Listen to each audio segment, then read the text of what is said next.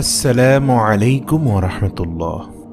আজ আমরা রাসূল সাল্লাল্লাহু আলাইহি ওয়াসাল্লামের জীবনের ৭টি গুরুত্বপূর্ণ অভ্যাস জানব, যা মানবদেহের জন্য অত্যন্ত উপকারী এবং বিজ্ঞানীরা ওনার প্রাত্যহিক জীবনের কার্যাবলী নিয়ে গবেষণা করেছেন এবং মুসলিম বিজ্ঞানীরা এই ৭টি অভ্যাসকে শ্রেষ্ঠ অভ্যাস বলেছেন।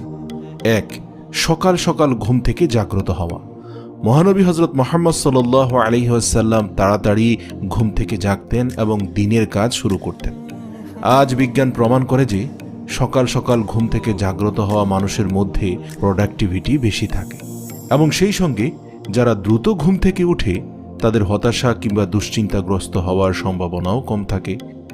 ২. স্বল্প আহার গ্রহণ। মহানবী হযরত মুহাম্মদ সাল্লাল্লাহু আলাইহি ওয়াসাল্লাম রোগ ও অসুস্থতা প্রতিরোধ করার জন্য কম খেতেন।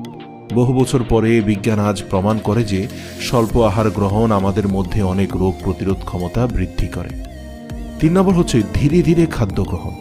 খাওয়ার পরে মস্তিষ্কে সংকেত আসতে ৩০ মিনিট সময় লাগে, তাই অনেক সময় দেখা যায় ভরপেট খাওয়ার ৩০ মিনিট পর মানুষের কাছে অস্বস্তি বোধ হয়, কারণ সে খুব বেশি খেয়ে ফেলেছে।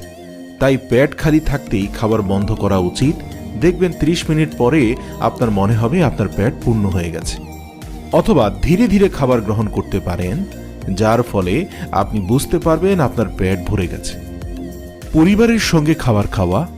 আমাদের নবী সাল্লাল্লাহু আলাইহি ওয়াসাল্লাম সব সময় পরিবারের সবাইকে একসঙ্গে সাথে নিয়ে খাওয়ার ব্যাপারে উৎসাহিত করতেন।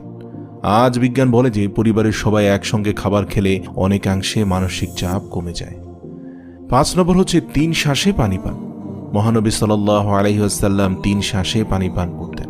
এটা সুন্নাহ। আজ বিজ্ঞানীরা দাবি করে যে একসঙ্গে পানি পান করলে আমাদের ব্লাডের ইলেকট্রোলাইটগুলো ইনক্রিজ হয়ে যায়, অর্থাৎ বেড়ে যায়। এর ফলে মাথা ব্যথা, মাথা ঘোরানো এবং ভারসাম্যহীনতা সৃষ্টি হতে পারে। রোজা রাখতে। রাসূল সাল্লাল্লাহু আলাইহি ওয়াসাল্লাম মুসলমানদেরকে রমজান মাসে রোজা রাখতে বলেছেন এবং তিনিও নিয়মিত রোজা রাখতেন। আজ জাপানি বিজ্ঞানীরা রমজান মাসে রোজা ঘোষণা করেছে এবং তারা বলেছে যে রোজা অত্যন্ত স্বাস্থ্যকর এবং শরীরের ক্যান্সার কোষগুলির বিরুদ্ধে লড়াইয়ে সহায়তা করে। ৭ নম্বর হচ্ছে সুস্থ থাকা। ইসলামের ৫টি স্তম্ভের মধ্যে ৩টি মানুষকে শারীরিকভাবে ফিট এবং সুস্থ রাখে। নামাজ আদায় করাটাও একটা শারীরিক ব্যায়াম। বিজ্ঞান অবশ্যই আমাদের হৃদয় এবং মস্তিষ্ক সুস্থ রাখতে প্রতিদিন ব্যায়াম করার পরামর্শ দিয়ে থাকে। নিয়মিত ৫ ওয়াক্ত নামাজ আদায় করাটা একজন মানুষের শারীরিক ব্যায়ামের প্রয়োজন পূর্ণ করতে পারে। মহানবী সাল্লাল্লাহু আলাইহি ওয়াসাল্লামের অভ্যাসগুলো যদি আমরা আয়ত্তে আনতে পারি, তাহলে একই সঙ্গে তার সুন্নতের অনুসরণের পাশাপাশি আত্মিক পরিশুদ্ধির পাশাপাশি শারীরিকভাবেও সুস্থ ও সবল থাকতে পারব। আল্লাহ তাআলা আমাদের সবাইকে তৌফিক দান করুন যেন আমরা রাসূল সাল্লাল্লাহু আলাইহি ওয়াসাল্লামের বর্ণিত এই ৭টি বিধান অন্তত বিশেষ গুরুত্বের সাথে পালন করতে পারি এবং দুনিয়া ও আখিরাতের কল্যাণ হাসিল করতে পারি।